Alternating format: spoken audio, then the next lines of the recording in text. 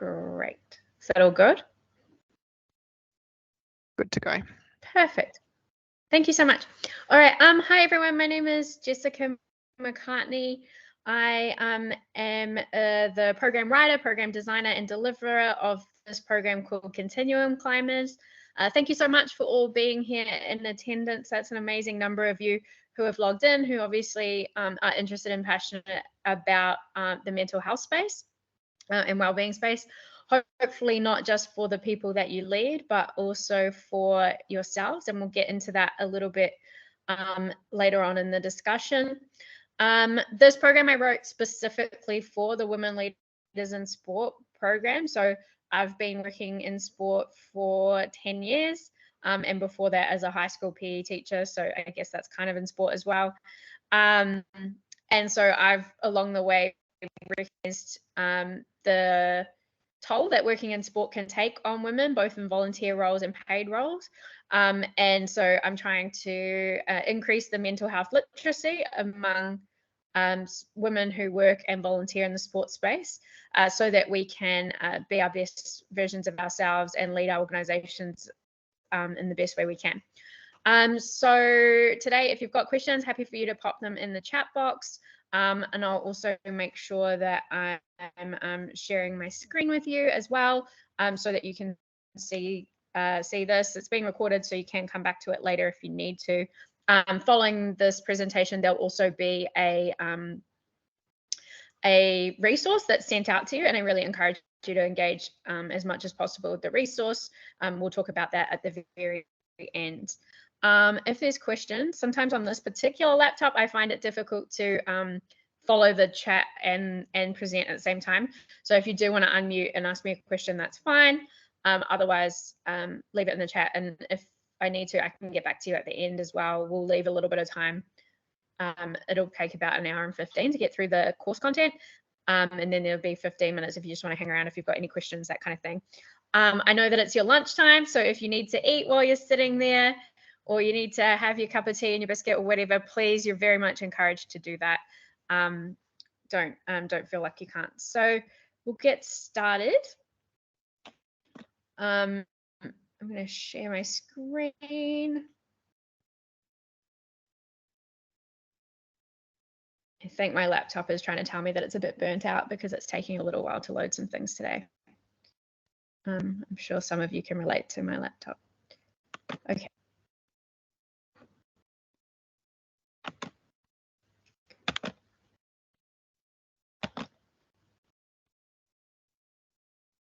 Cool. Okay, just give me verbal confirmation if they can see this Continuum Climbers thing come up.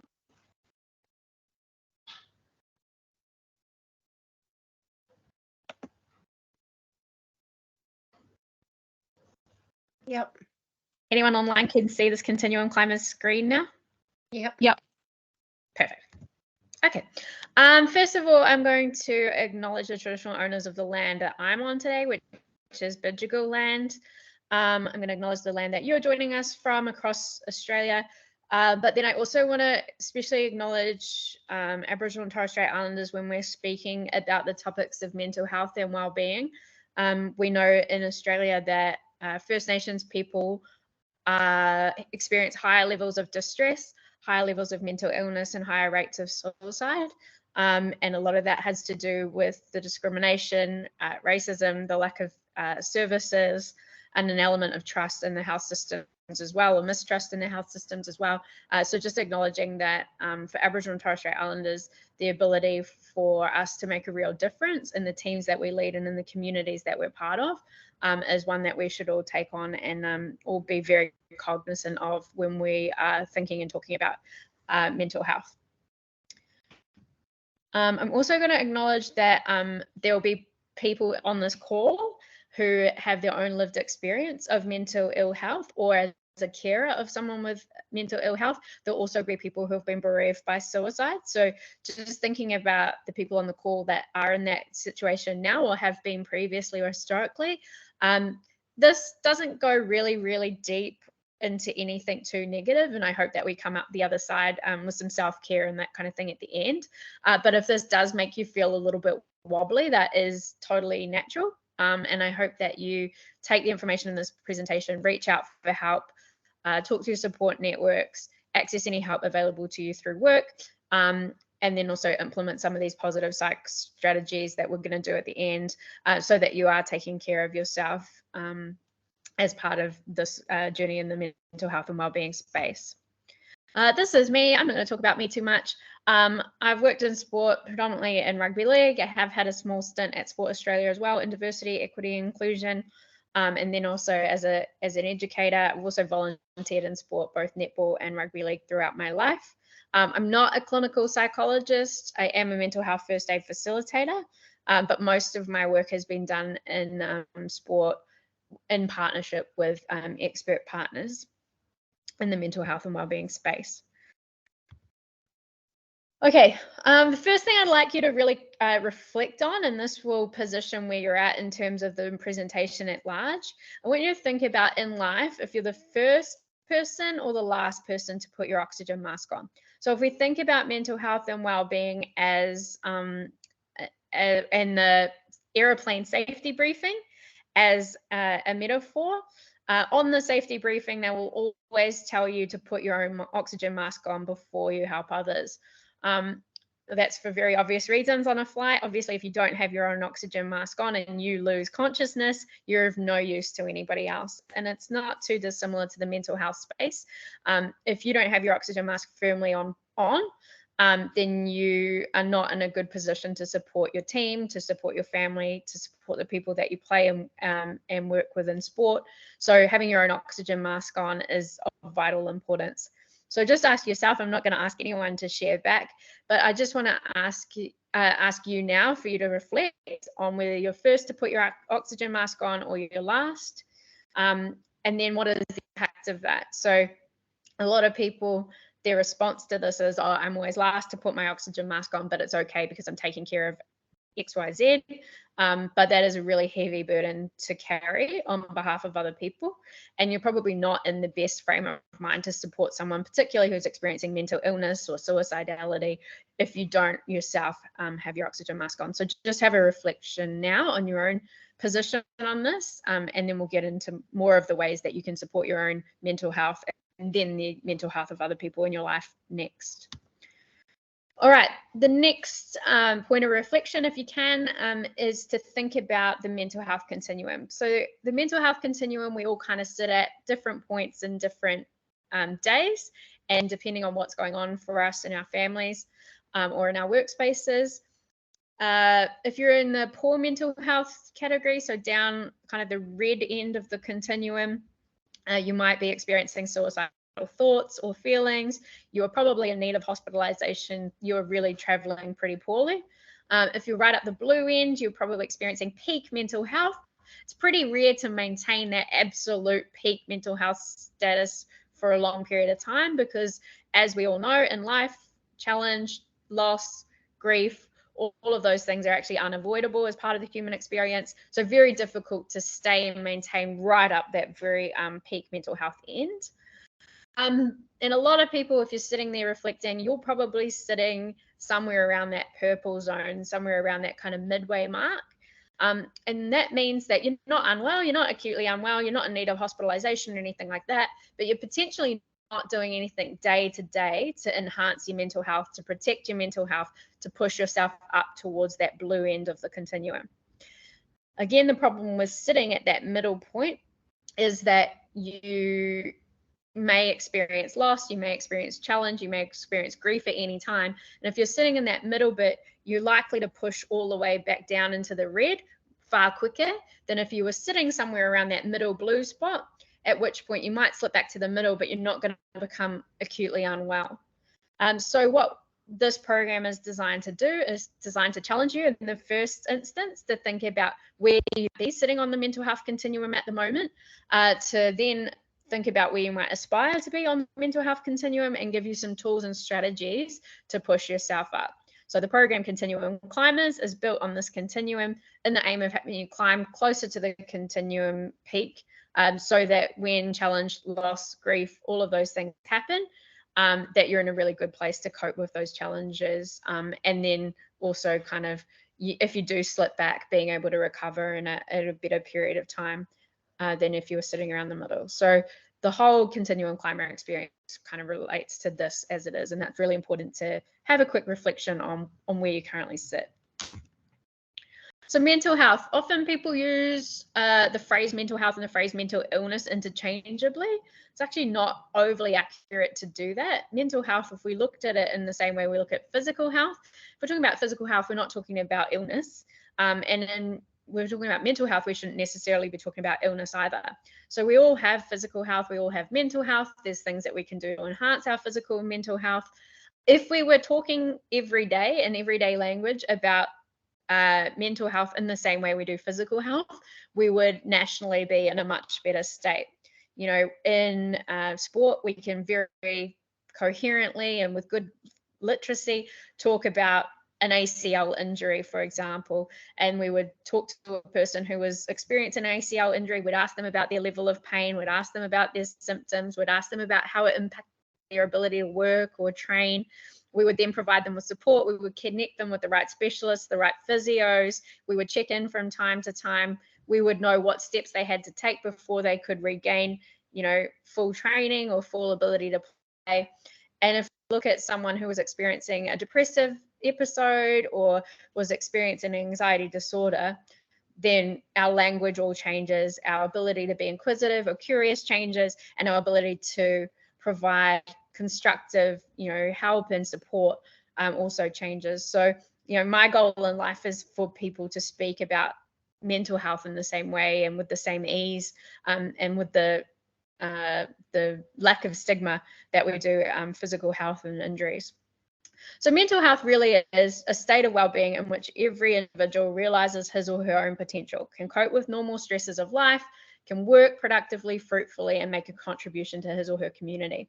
So what we want to do is we want the people around us in our sporting organizations to be experiencing good mental health, because when they do, the normal stress of life they can cope with, they can really make a good contribution to our organizations and to your sports, and they can work productively, they can work fruitfully, they can feel like they're getting something out of their work. Okay, one of the things I want you guys to think about at the moment, this time last year, we were talking about the recovery from COVID. This year, we're seeing a lot of people talk about the cost of living crisis and how that's impacting people. It's good to think about people's mental health, not just as an athlete, not just as an employee, but also in the environment that they're coming to. So I thought just to start getting our chat box working a little bit and start getting some feedback from you, so it's not just me talking to myself for the next hour and a bit. I want you to think about personally if the cost of living that we're experiencing at the moment, those increases in things like rent and basics and food and power and all those things, if that's currently impacting your mental health or the mental health of maybe your employees, your mental health of some of the athletes that are in your care. If you can just access the chat box, I'd love to hear from people a little bit about how it might be impacting you personally or people that are in your team. So just think about how an environmental thing, something that we're all going through, might interact. So if you just want to drop some in the chat box.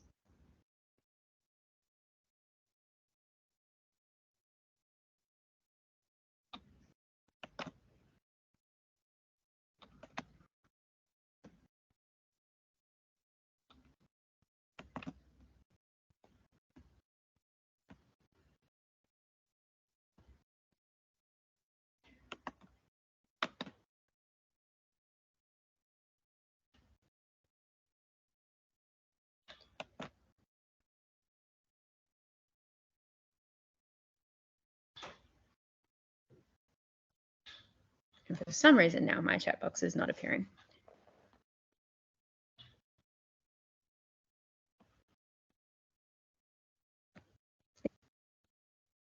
There we go.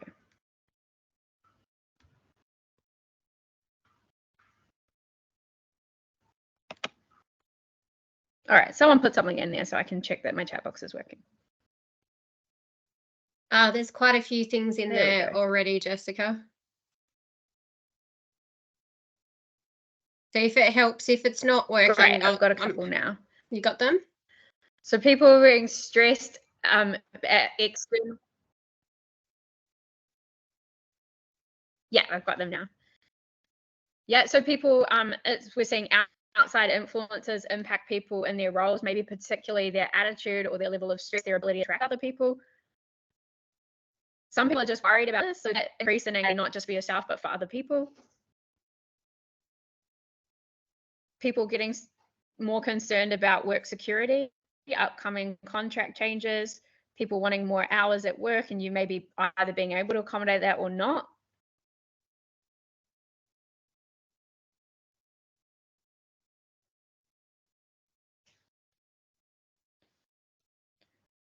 So I did a little brainstorm beforehand too. I think the more that we see this kind of thing playing out in the media, the more anxiety we'll see collectively as well. So, you know, sometimes people worry, they're told worry, and then start to see that they're supposed to worry, and that kind of scrutiny on a topic or whatever can also really add to the stress. So people are hearing these conversations with their loved ones, and so that stress can really amplify, and it can become kind of a real area of anxiety for people.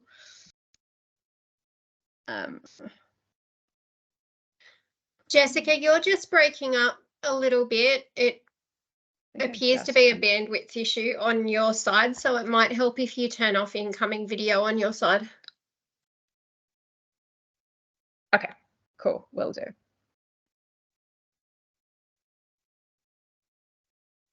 I'm going to...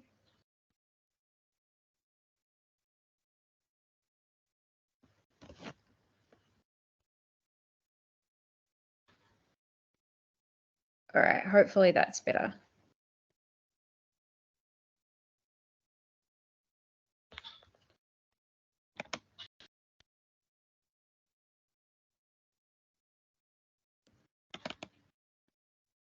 Okay, so some of the other things that you might notice, so people are experiencing a lot of financial pressure. A lot of financial pressure then can lead to relationship breakdown or relationship stress. Last night there was a really good segment on, I think it was on The Project, about how women in particular are experiencing more family violence or feeling like they're unable to leave situations where there's relationships are unsafe because of the financial ability to live on their own or to provide for their children. So there's those kind of things that are also happening at the moment, which are really concerning. You might have withdrawal from cup filling activities. One of the things I do to fill my cup is to ballroom dance. That's a pretty costly exercise. So not being able to do that and weighing up whether you can afford to continue to do an activity or not within the household budget can have an impact on your mental health. Some people have reduced opportunities to socialize outside of their house. They might not be able to go to those dinners or to meet up and do those social activities. Some people increase alcohol and drug intake to cope with those pressures, the pressures of the relationships and all of that kind of stuff. And some people at the moment are feeling overwhelmed and helpless. So we need to, it is a real crisis at the moment for some people and individuals that will be in your care.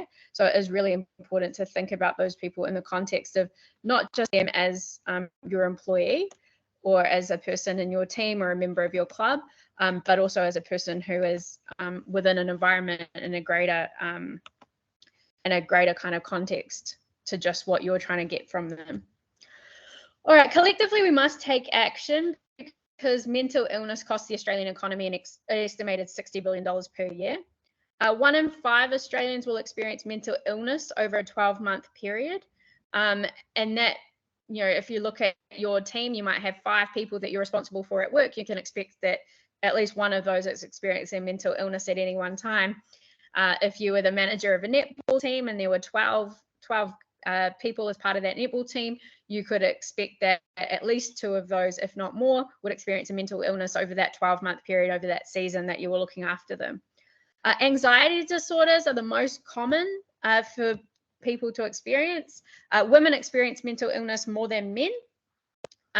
Depressive disorders are the second most common, and after that, substance use disorders. But the other thing you need to be really conscious of is that often these things co-occur. So anxiety left untreated for a long period of time can also result in depression.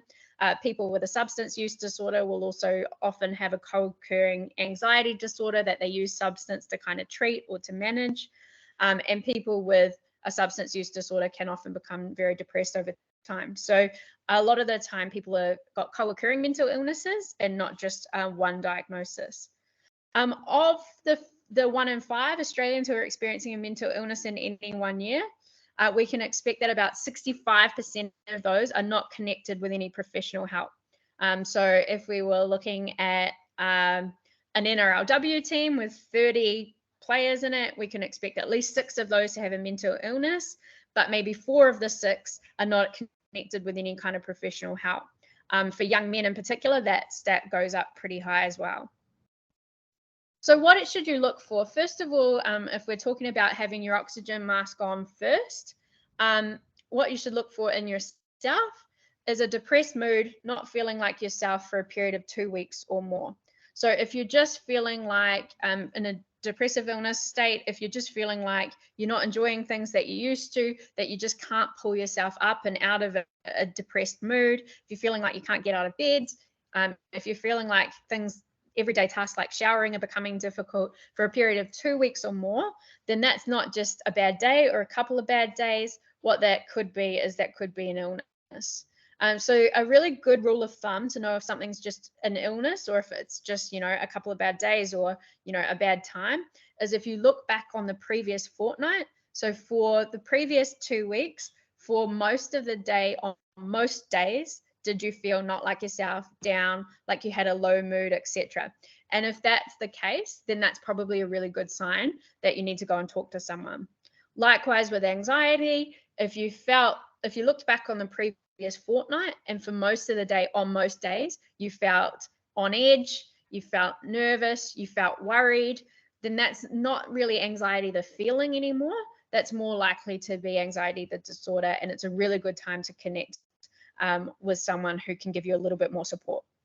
If you're not enjoying things that you used to, if you're wanting to withdraw from your social network, if you're taking unnecessary risks, whether that be through driving, whether that be through alcohol, whether that be through other sexual activity, whatever, taking risks and showing other people that you're not really taking care of your own safety.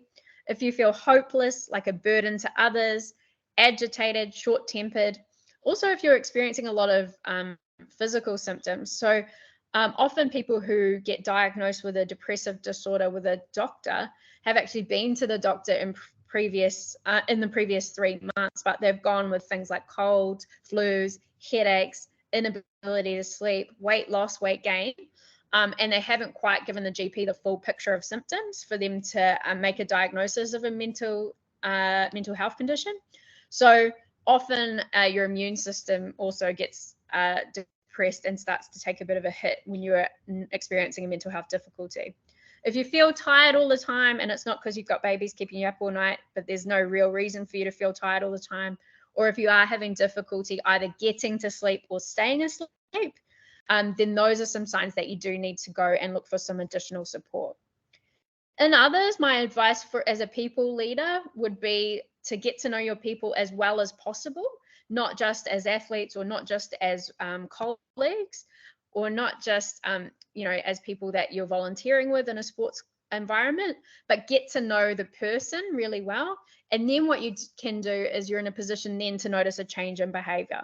So the best indicator that someone's developing a mental ill health or a mental health concern is a change in behavior. So if someone was really social and outgoing and now they're a bit withdrawn and they're starting to become isolated, then that's a good sign that you need to have a mental health conversation. If you know that someone really takes pride in their appearance, they're very well groomed, and then all of a sudden they start to look like they're unshowered or that they're struggling to kind of get out of their pajamas and they're wearing their pajamas around the shops, then that might be a sign to have a conversation. If you know that there's been a relationship breakdown, this is a good time to have a mental health conversation. If they write, they post, they speak about feeling worthless or a burden to others, that's a really, that's a big red flag. If they're avoiding tasks or they can't get to tasks, Often in a work context, people not completing tasks or avoiding tasks can be seen as a disciplinary matter. In the same way that kids not attending school is often seen as a disciplinary matter, often there's an anxiety or something behind that needs to be offered support.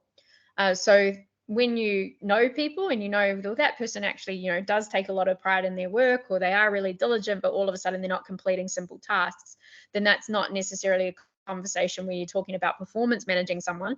It's a conversation about, well, what support can I get you, and how are things away from the office, or are you feeling kind of in a space where you're not confident enough to complete these tasks, or what is the mental health conversation that you can have first before you look at it as a disciplinary or performance issue.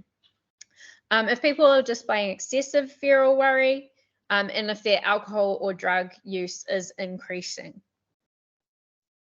What can you do to help others? We'll start with ourselves, because again, it's about getting your oxygen mask on first. To help yourself, you should visit your GP.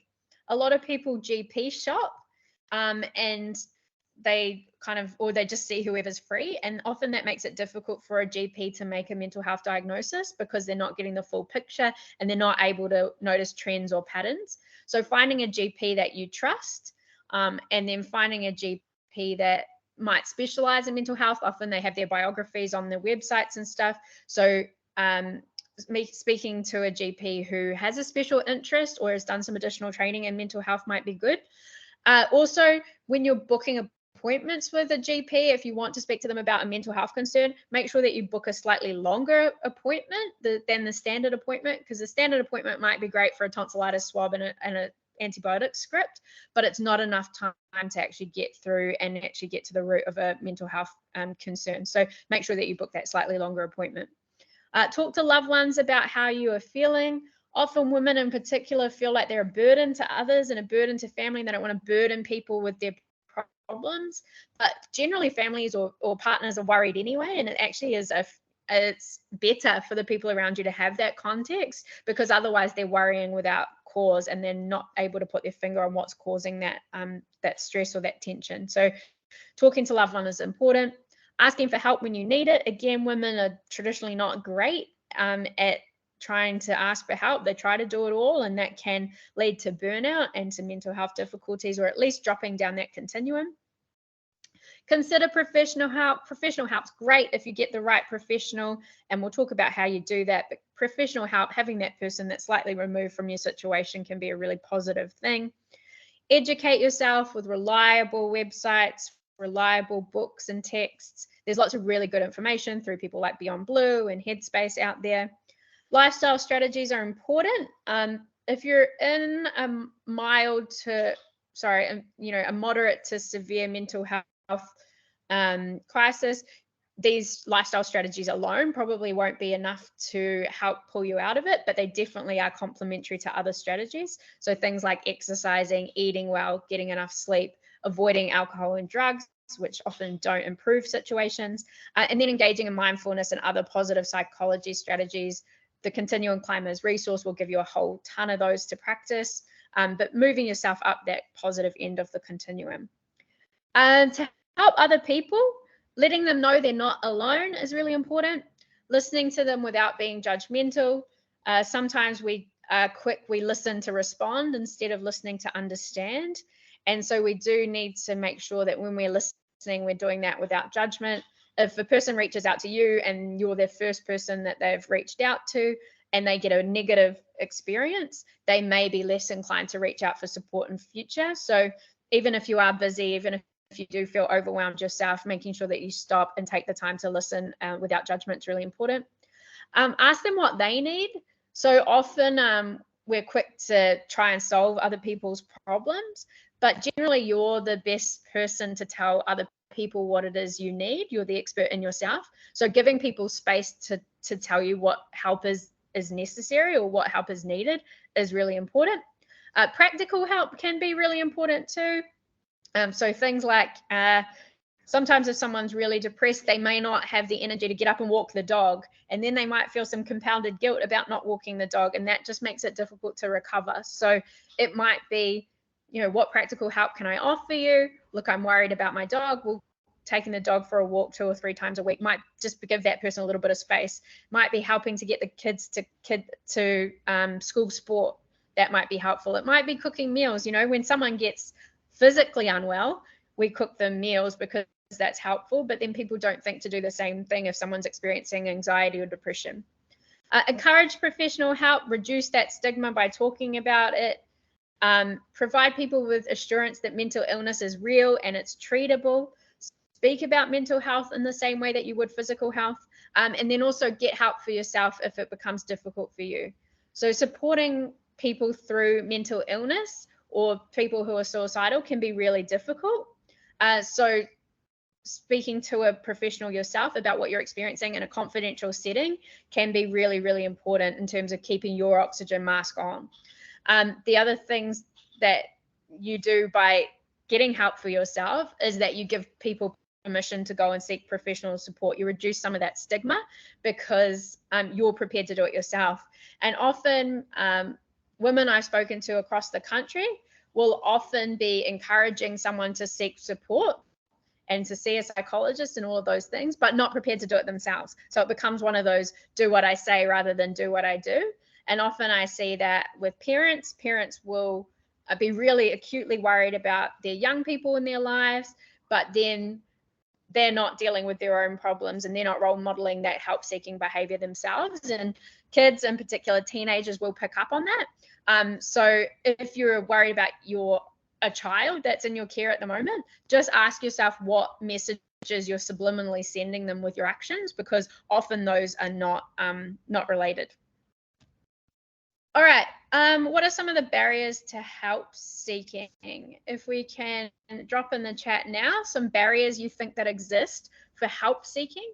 They can be perceived barriers or real barriers, because there are both. So if you want to drop some of those in the chat, that would be good.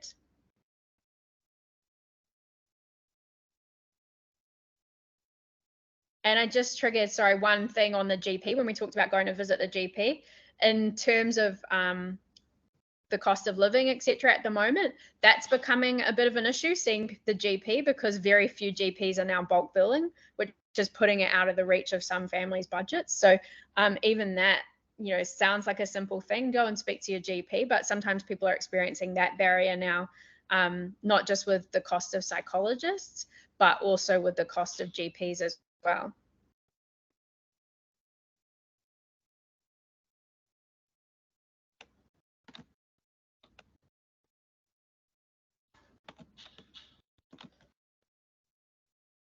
So some of the barriers to help seeking can be that cost is a real barrier, and it used to be a lot of people who delivered mental health programs often be like, oh, you can get 10 free sessions through the mental health care plan. And what we know is that that's actually pretty rare for that to be the case. So a lot of people will get reduced mental health, like the cost of seeing a psychologist. Maybe it'll come down a bit, but we know with all Medicare at the moment, a lot of Medicare, there's always a gap, right? And that gap has increased in psychology. So cost is a real barrier.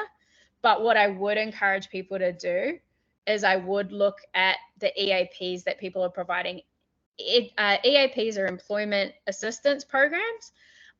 Employment assistance programs are provided by big companies in general. If you work for any level of government, so local, federal, state, you will have access to EAP. If you work for the people like Telstra or you know, the NRL, a lot of the major sports, any of the professional sports, you'll often have EAP. A lot of big construction companies do. So if you are supporting someone, asking them what is available in terms of the EAP, the employment assistance programs, are really important. A lot of the time in small business or people who run their own businesses, they don't have the luxury of that. Although I know the New South Wales government at the moment is providing small business with some mental health resources. So that's a real positive. But yeah, an EAP is a really great place to start. And a lot of the time the utilization rates for EAP is like 10% or less. So for me, that signals probably two things. One thing, that we aren't talking about the employee assistance programs that are available to our staff enough. And also there's some concern around confidentiality and whether that will impact your employment. So EAP is a really, really good place to start, especially if people are concerned about cost as a barrier. There's stigma as a barrier. A lot of the time, a lot of the people I speak to will often say, oh, but there's a lot of people who are worse off than me. And so what have I got to be worried about, or what have I got to be depressed about, because there's other people who are worse off. So that kind of comparison myth is out there a lot for women. Time is a constraint because people are often, driving kids and ferrying kids to sport, juggling study and work and all of those things. But it is really important that you make time for that, because you're role modeling to the other people in your life that it is a priority, but also that you are putting your own oxygen mask on and making sure that you are right in that space. The other place, if you are at university, if you're studying, then universities tend to have pretty good health centres available to them. Sometimes the wait list can get up there for counselling, but definitely encourage the use of either school psychologists for young people in your life, or also the health centres at universities, because those are kind of no-cost options which are available to us. A GP, like I said, will give you a mental health care plan which will reduce the cost of private psychology. You can just go direct to private psychologists, but you can be expecting a bill of kind of around that $200 mark per session. In terms of immediate support, Lifeline and 13 Yarn. 13 Yarn is an Indigenous version of Lifeline run by First Nations people. And Lifeline is obviously one that most people in Australia are pretty familiar with. They're a crisis support if you can't get to another provider, or if it's overnight or on a weekend. And then other support groups. So there's support groups that are specific, for people who are bereaved, for people who are struggling with substance use disorders. So group therapy and support groups are a really good option, especially at the moment where people are struggling to have enough money for things like this. Then group therapy sessions can actually be really beneficial because it reduces that cost right down. If it's issue specific, so for example, if someone was really struggling at the moment with cost of living and they were carrying around a lot of debt, that can have a really negative impact on where they sit on the continuum. So the National Debt Helpline is someone that you can speak to for free, and they help people with financial advice, and they're not connected to any major institutions. If people are experiencing difficulty with eating or disordered eating, then the Butterfly Foundation is there. There's lots of alcohol and drug information too. In your resource that I'm going to provide you at the end of this session, or Liz is going to send out to you, there's a whole list of issue-specific helplines and support lines available. For young people, if you've got any young people in your care in terms of under 25s, whether it's as athletes, whether it's with people in your grassroots sports, whether it's your staff, then you need to get really familiar with who Headspace are. If you're not familiar with Headspace already, Headspace is centres across the country. There are about 120, 130 of them now. They're a huge number of them. They're not just in cities, they're also in regional areas. So a Headspace centre is bulk billed, and it is properly bulk billed without the gaps. For 12 to 25-year-olds, it's got psychologists, psychiatrists, mental health nurses, GP, employment support, and sexual health support. It's a one-stop shop for all of that. And it's a really, really great place for people aged 12 to 25 to go and get the support they need.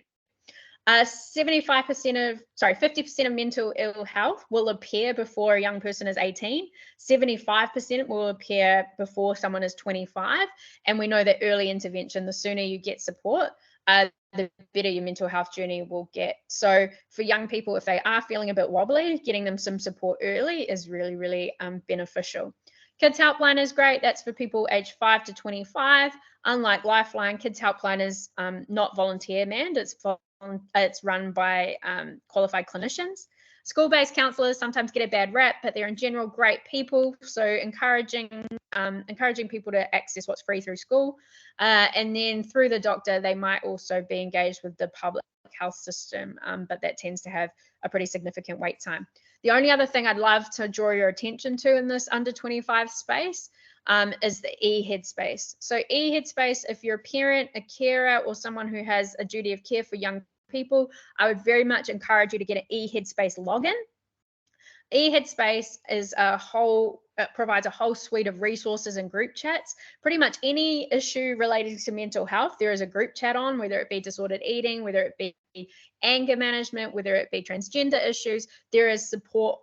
There's whole transcripts of conversations with experts. There's upcoming conversations that are happening. There's some really good links to resources to help people to understand that.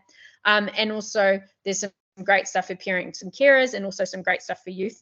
And then eHeadspace is exactly the same as a Headspace Centre that you would see in Grafton or in Bondi Junction, but it's all online. So if you are regional or you're remote, you can still access all of those eHeadspace experts. Or if you're finding it difficult to get a young person to actually front up at a centre, then they can access that support through eHeadspace as well. So making sure if you've got young people in your care in any capacity that you're aware of what Headspace provides is really, really important. Okay, if someone doesn't want help, and this does happen, the first thing you need to do is you need to ask them why not. It's not a great idea to assume that you know what is the barrier for that person, but also once you know the why, you're able to break down some of those, some of the stigma around help seeking, or you're able to break down some of the myths around help seeking. So often people will be carrying around, like, oh, I saw a school counselor and it was a really bad experience, so I just don't like how talking therapy doesn't work for me because I've had this one negative experience. Or if you said, okay, why don't you want help? And a family said, a parent said to you, oh, it's too expensive, we can't afford it. Well, then you can help to educate them around Headspace, for example, or you can direct someone to an EAP if they think that cost is a barrier. But unless you know why they don't want help, it's very difficult to then progress them on to a good help seeking journey. If you do have your own positive experience with help seeking, then feel free to share that, because we need to talk about our experiences with psychologists and psychiatrists more than we do. I've accessed the EAP of sporting bodies that I've worked with in the past and had wonderful experiences and great outcomes. Sometimes it's about finding the right psychologist or the right professional, because we don't, as humans, we don't gel with just everyone all of the time. And so finding the person that you connect with can be really important. So it might not be, you might see a male, it might feel like you're not connecting with them for some reason. You might try a female clinician and that might work for you better. So a bad health experience doesn't mean that help doesn't work for you. It just means that you might need to change up what you're doing.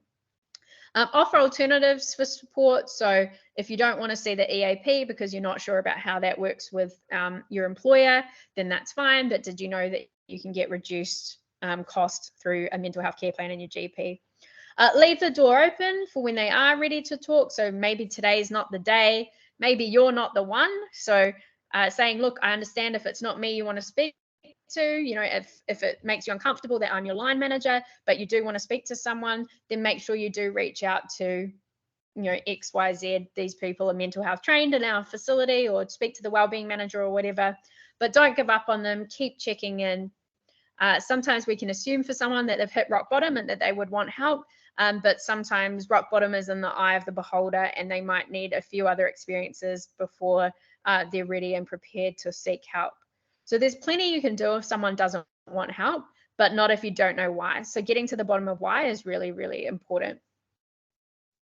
All right, we're going to talk a little bit about suicide now, and we do need to talk about suicide more. We do need to talk about it in a way that keeps people safe, because if we glamorize it or we speak about it in a way that reveals too much about location and method, then we can contribute to harm.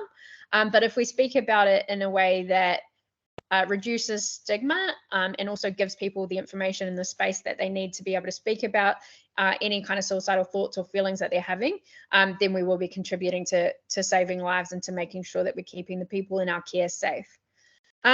So there are risk factors that people carry. Now, you could have none of these risk factors and still experience suicidality, or you could carry a lot of these risk factors and be perfectly fine.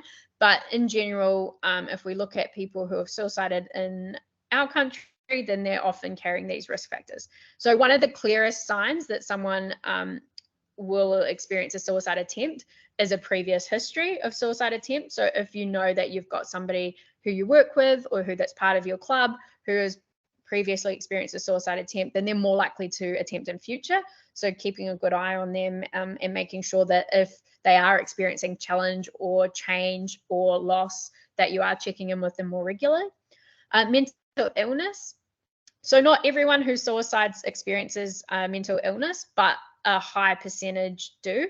So people who are carrying mental illness are more likely to suicide, and that feels obvious, but not everybody that does suicide has a history of depression, but many do. If people are experiencing a chronic, debilitating or terminal illness, then they're more at risk of suicide. If they have a family history of suicide, so people, their loved ones have taken their own lives, the more people are exposed to suicide, the more at risk they are themselves. In this country, being male is a risk factor, although women actually attempt suicide more often in Australia than males do. They will present to hospital EDs more with suicide attempts, but males are dying at a higher rate. So in Australia, we hit around that 3,000 mark per year of suicides. That went down a little bit during COVID, but it's kind of come back to pre-COVID levels in the last estimates. So about 3/4 of those, about 75% of those are male. Interestingly enough, most people assume that suicide is a youth issue. And if you ask who's most at risk, people will often tell you teenagers or people in their early 20s. That's actually not accurate. So people who are middle-aged are more likely to experience suicidal thoughts and feelings and then in their own life. So males around that kind of 45 to 54 age group, women at 49 to 55 age group. And a lot of the time, that's the people who are leading sport organizations, whether it be grassroots sport or professional sport. We often see males, you know, in that middle-aged category, and women and leaders in that category and that age group. And so sometimes when we think about suicide as a youth issue instead of a whole of lifespan issue, we're actually missing some of the most at-risk people. Belonging to an at-risk group, including Indigenous Australians, and we address that up front at the acknowledgement, but also LGBTIQ plus communities, again, because of things like discrimination or lack of access to appropriate services, that can contribute to suicide.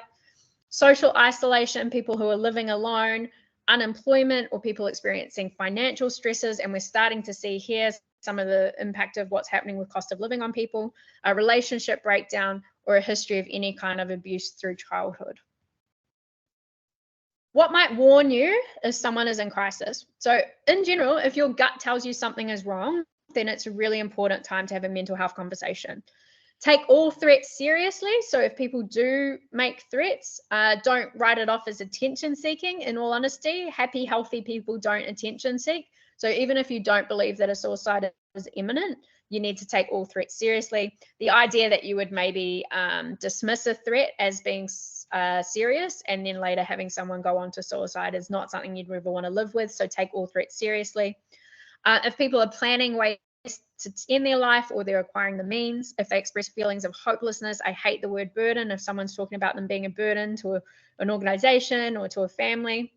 If people increase their use of drugs and alcohol as a way to cope, if they're giving away possessions, saying goodbye, if they're starting to increase withdrawal, if they're experiencing anger or agitation, if they're really having blow-ups with a lot of loved ones or they're falling out with a lot of people in their circle, if they talk postal research, death or dying, or if they just become simply reckless, like they're not really concerned whether they're here or not.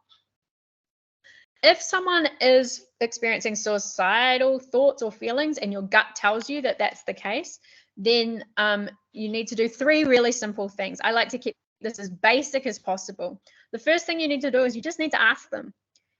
Research has shown that in general, you will not be putting an idea in somebody's head.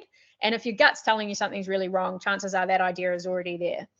But if not, they're not going to be at risk from you asking. But what asking does do is it starts to bring a little bit of light into what can be a really dark situation. Often people who suicide don't actually want to die. What they want to do is they want to end the pain or the suffering that they're feeling, and they feel like there is no other option available. When you ask them about suicidal thoughts and feelings, then that starts to provide other options. Maybe there's a bit of hope in a conversation, and it also gives you the information you need to keep people safe. So just asking directly, are you thinking about death? Have you thought about suicide? Those kind of really clear, short sentences are really important. If you say something like, oh, you're not thinking about death or dying, are you? Or, oh, you're not going to do something bad. I mean, bad is all relative, right? So if I think I'm relieving my family of some kind of burden, then maybe I'm doing something good. So just keep your language really simple. If you want to soften it down at all, you can say, look, it's really common for some people to think about death or dying.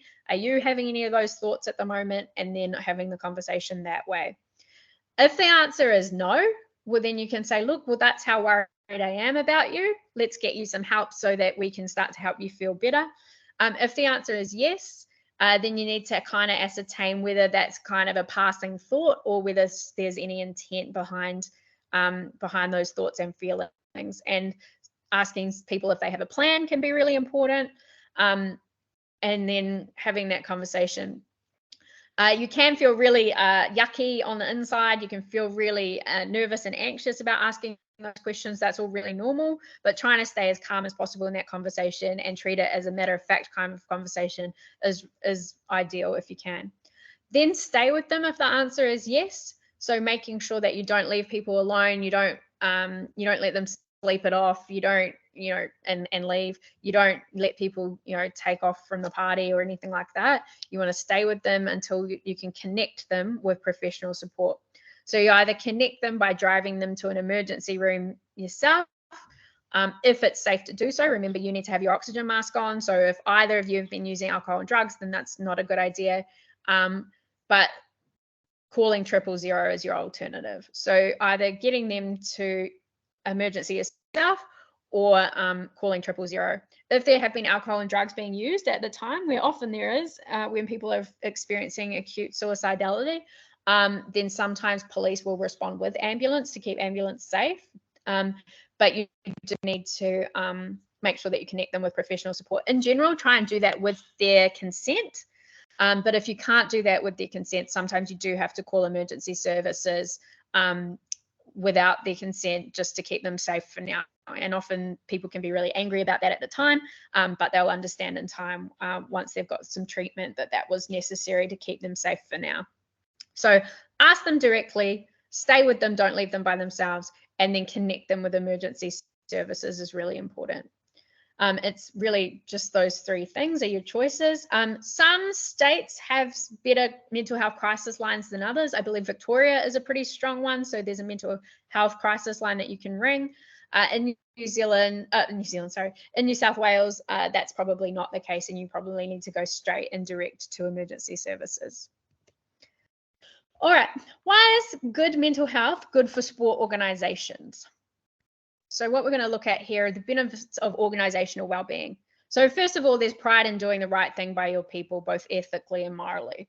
And if nothing else, as a leader of a team, you want to be doing the right thing by your people. So having organizational well-being is a really easy way, once you get it going, to tell people in your care that you care about them as people, and that ethically and morally you're prepared to always do the right thing by them.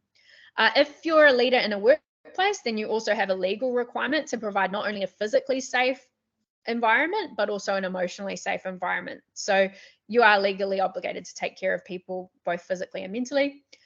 Thriving athletes, staff, and volunteers have higher rates of productivity and performance. So it helps you not only to gain a reputation as an organization of choice, so the club that people want to be involved in, the sport that people want to be involved in, the business that people want to be involved in, but it's also going to mean that the people who are involved in your organization are more productive and they perform better. So, selfishly from a business or organizational stance, you want to invest in the well-being of your staff, your volunteers, your athletes, because when you do, there is a gain for you as an organization as well. It improves retention and motivates members of the organization to advocate on behalf of you. So, you know, in grassroots sport, people really struggle with retention. Different sports are struggling with retention at the moment. But you can increase your retention of top talent and all of those kind of things if you're investing not only as people as professionals, but people as people as well as humans. And then what you do is, you know, if you've got 200 employees or you've got 500 members of your club or whatever, those people then become advocates for you in the community as well. So the way they talk about your organization is almost you know, public relations at work at a grassroots level, because those people will say, well, that organization takes care of me, and that's a really important part of their values as an organization, and that makes retention better and also recruitment better. It enhances engagement and a reported satisfaction, so people will feel more like when they're at work that they're connected to the work that they're doing or to the organization that they're serving. There are lower incidents of injury and illness, and then also a reduction in absenteeism. It's because people are taken care of, people are experiencing less mental illness. It decreases turnover and churn rate. And then also, if you're a business that's having to recruit a lot, then there's expenses associated with that, and not just you know, a physical cost of recruitment, like engaging recruitment agencies and advertising and all of that, but also in loss of IP. You know, I've worked with a number of organizations that have a bit of a revolving door, and you know, the loss of IP and the time to take to train people up again, or that loss in IP that can never be gained again because there's no kind of correct handovers and those kind of things. That's a real challenge for organizations, and if you're not providing organizational well-being, then you might be experiencing that more than other organizations. And it gives you the opportunity to attract and retain top performing talent. I've seen in the rugby league space, I've seen grassroots clubs make this mental health, well-being, all of those kind of things. They've made that one of their top recruitment tools. And, you know, it's not necessarily just the coaching, it's not necessarily just the facilities that will attract people to your organizations. It'll also be how they feel when they're there, and the connection they feel to your organization. So what can you do?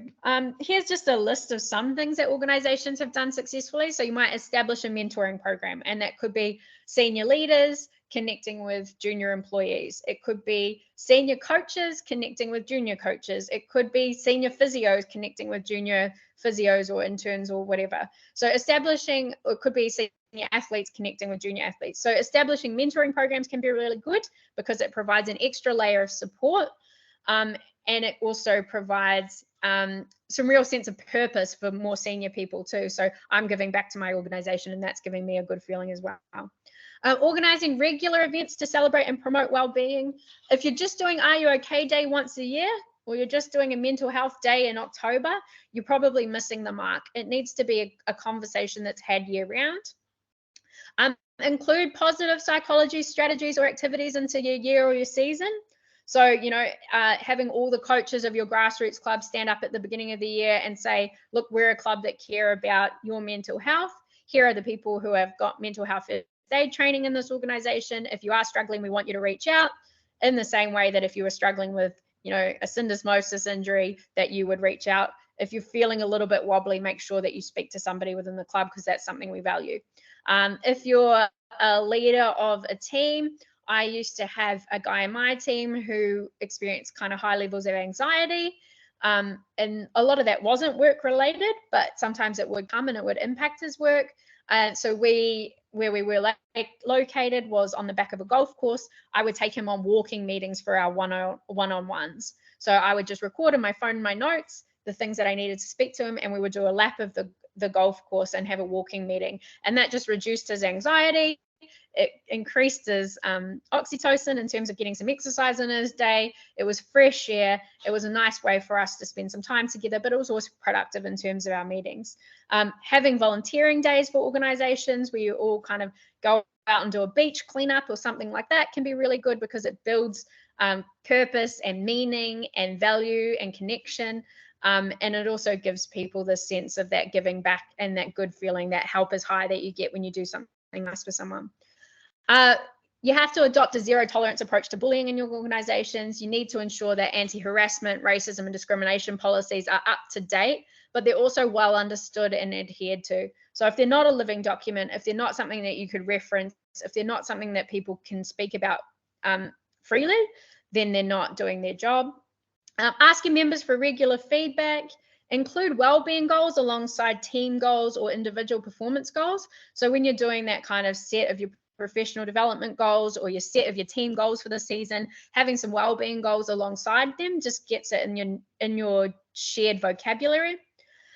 Challenge the role of alcohol at events. If I had $100 for every time I saw a sporting code or grassroots club do a fundraiser for Beyond Blue or for the Black Dog Institute, and then accompany that with a drinks package for 3 hours, I would be a wealthy lady.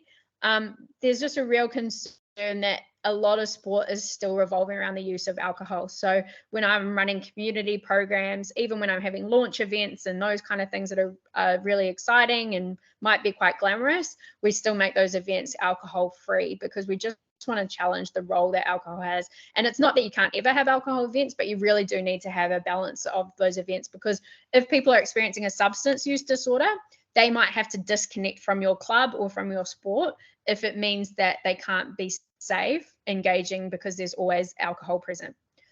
If people are struggling with depression, anxiety, they're trying to avoid alcohol, you don't want them to also have to avoid socializing at the club. And then I'm sure it won't come to any surprise to anybody on this call, but committing to gender equity and embracing people of all genders is a really important part of making sure that people are safe in your organization and can thrive in your organization. Okay, as a leader, here are some things I recommend. Undertake mental health first aid training and consider providing it to all of your people managers. So mental health first aid is exactly the same as physical first aid. I can provide that training to organizations, but there are plenty of people on the mental health first aid website who will be local to you. So definitely undertake mental health first aid training. It's one of the best courses you'll do, and it gives you some really practical advice on how to have mental health conversations, how to keep people safe. So definitely invest in mental health first aid. That's a real no-brainer for me if you can. Costs involved vary, but you're looking at a couple of $100 to get people through that course, but the payoff is great in terms of having a shared language around mental health that you can use amongst all your people managers. Be a positive mental health role model yourself. So again, it's that do what I do, not do what I say. So making sure that you are practicing self-care, making sure you have a good work-life balance, making sure you're not on your emails at all hours, making sure that you make time for your family and for your loved ones. All of that indicates to your staff that it's acceptable, the people in your organization, that it's acceptable for them to do the same. Regularly promote utilization of your employment assistance program. Everyone in your organization, if you have an EAP, needs to know what the EAP is called, needs to know how to access it, and should freely be able to tell you what support is available, whether that's 6 sessions per event, 3 sessions, whatever. Every single one of your employees should know how to use that. And yes, it should be in your induction when you get people in, but it should also be part of an ongoing conversation. Provide flexible working arrangements when you can, and provide flexible options for volunteers as well. So not all volunteers, you're not going to get someone who can necessarily commit to a full year of being a treasurer or a full year of being club president, but you might get someone who can do a few hours a week, or you might get someone who can volunteer for one specific event or one specific round. So giving people an opportunity to connect and to volunteer, but in a less traditional format, can be really good for people's mental health as well.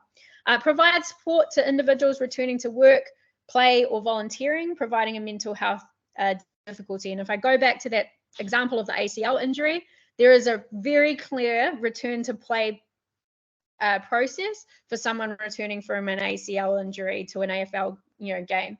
You'll know what happens over that from the minute they're injured to the 12 months later when they return to field. That will be completely mapped out. How can we start thinking about mental health difficulties in the same way? Okay, self-care. What is self-care? Self-care is an essential component of your overall health and well-being. Self-care is a set of deliberate actions and behaviors which allow you time to decompress and then re-energize. Practicing regular self-care will enhance every area of your life, including your professional career. So self-care is deliberate. It's not necessarily all massages and baths, although great if that's your thing. But self-care can be switching your phone off at 5 p.m. and not switching it back on until the next morning. It could be making sure that your annual leave isn't just always accruing and that you're taking, a long weekend here and there to just make sure that you're minimizing the impact of burnout. Self-care is anything that takes you from the middle of that continuum up to the blue end. And it's something that we all need to take really seriously if we're going to have our own oxygen mask on. All right, the benefits of self-care: better physical health, enhanced relationships, and that's not just your intimate relationships, but your relationships with family, with your staff, with the athletes that you work with, etc. You'll prevent burnout, and in sport, we will work ourselves to the, to the absolute, edge of what is reasonable. We'll work late nights, we'll work weekends, we'll do all of those things. If we're not practicing self-care, we can burn out. You're a positive role model to others when you're practicing self-care. You're less susceptible to depression, anxiety. You improve your ability to be a carer for others, and you increase your positive thoughts and emotions. You increase your resilience. So that's what the science says about self-care. So it's not selfish. It's not something that's a nice to have or a bonus if you've got time. It's something that is a deliberate set of actions, because these benefits will not only benefit yourself, but benefit the teams that you're part of, the families that you're part of, the communities that you're part of. All right, there are plenty of barriers to self-care. A lot of the main barriers are just giving yourself permission to do so. But obviously family considerations, time, all of that are barriers. But if you invest a little bit of time in self-care, then you actually save yourself time down the road, because you're more productive, you're contributing more fruitfully, you're not sick all the time because you've taken the time out, you're not going to burn out. So investing in self-care might seem like a big expense in terms of time up front, but you will save yourself time down the road. So there's no real excuse there. Self-care, what it looks like to me and what it looks like to you might be completely different. So find out what fits and what works for you. Some people connecting with nature, going on a bushwalk, surfing, those kind of things are self-care. For some people, making a really great Spotify playlist is a good self-care. Taking a break from social media could look like self-care to you. Doing your favorite workout or gym class can look like self-care. Writing in a journal could look like self-care. So I can't say, well, self-care is A, B, and C, because for me, what my self-care looks like and for you is going to be different. However, you do need to do a bit of investigation into what self-care looks like. And the Continuum Climbers resource will give you a real clear picture on that. And so what it is it's a resource where every day you take on a small activity, and that will start to give you an idea of what pushes you further up that continuum. Not every activity in there you'll like or you'll vibe with, and that's totally fine. The idea is to give you a real range of activities, to find some things that you can incorporate into your habits, into your daily life, to make sure that you are feeling better. And that you're in the best place then to support other people, including the people that are in your teams. Positive psychology is the study of conditions and processes that contribute to flourishing or optimal functioning of people, groups, and institutions. So this Continuum Climbers resource is really focused on you first and foremost. And once you've got to the end of that resource, you'll be asked to reflect on the things that helped you. But there'll also be things that you can take from the resource and then apply in your teams. Things like the walking meetings and those kind of things. Now, this is done specifically for you in mind. So it's done for females. It's done for people who identify as female. It's done for people who potentially are a bit time limited. There's not a whole lot of cost associated with any of these activities. So if cost of living is impacting you at the moment, don't worry, that won't be a barrier to you participating in this. All it really takes is a bit of commitment.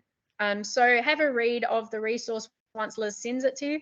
I advise starting on a Monday if you're on a Monday to Friday work schedule, because the things that take a little bit of more time will then happen on the day 6, and this day 7 will happen on your weekends.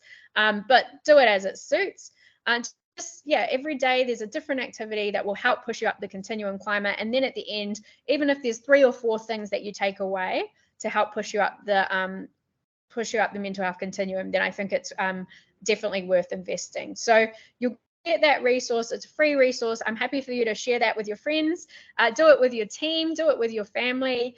When I first went through, once I'd put the resource together, I did it with Mum, and we were able to share different parts of our journey and how we found different activities. So often if you buddy up with someone in your WLIS group, that can be a good idea too, to continue to motivate and to share that experience and connect with someone through that experience. But yeah, I really hope that you get something out of it. I'd love your feedback. Happy to connect on LinkedIn and talk more about this stuff. Happy for you to bounce ideas off me if you're not sure about how to get started on the organizational wellbeing journey.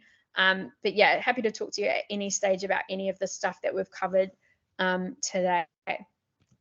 So what I'll do now is I'll just hang around until 1:30 on here. If there's anyone who's got any specific questions that are on organizational wellbeing, if there's anyone who's got questions on support services or anything like that, then please hang around. Otherwise, thank you so much for joining us. Apologies for any technological issues that we had throughout. Best endeavors. Technology is not always my friend, but thank you for joining. I'll also ask maybe at this point if we turn off the recording, just in case there's anyone who would feel more comfortable asking those questions without the recording happening. But yeah, thank you so much. Looking forward to connecting with lots of you in sport in the future. Any questions, either drop them in the chat or just unmute at this stage and ask away. I'll turn my camera back on too. Thanks, Jessica. Bye, no worries. Bye, Sarah.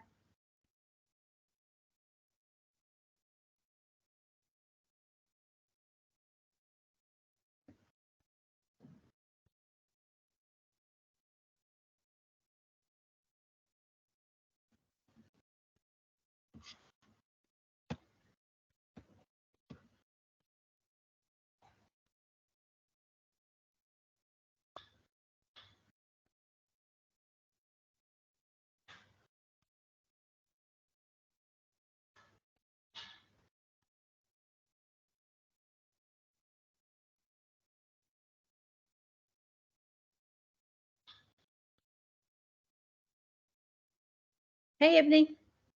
Feel free to ask a question.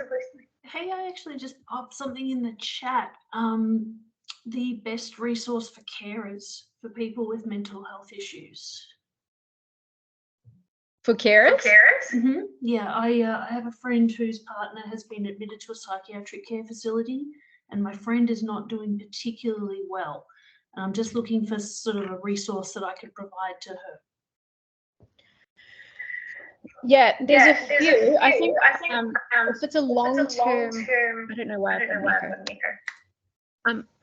If there's a long-term concern, which there probably will, I'd say a local support group is a good idea for families.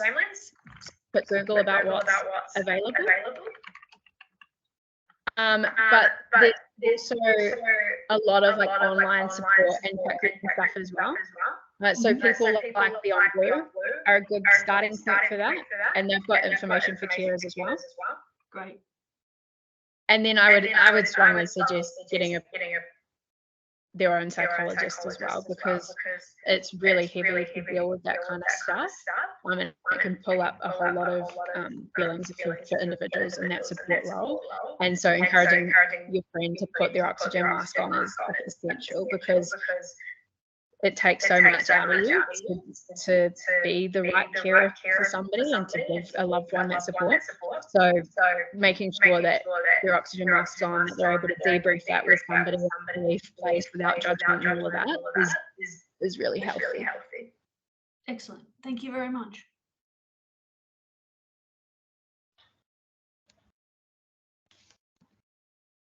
Anyone else want to unmute? Any other questions?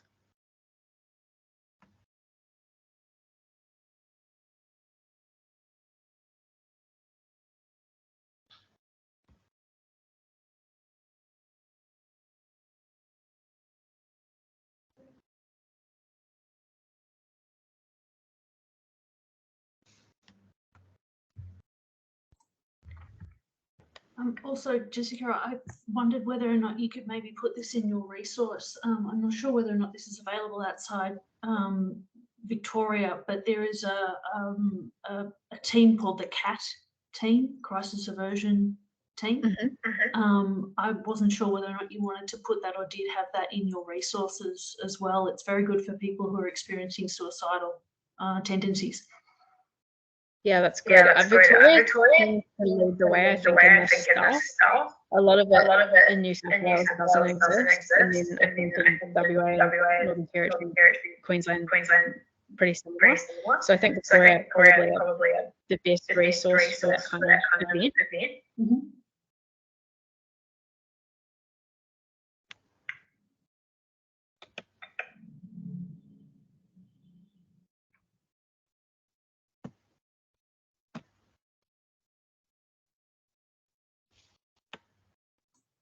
I'm going to head off now, Jessica. Thank you so much for a really wonderful presentation. I really appreciate it.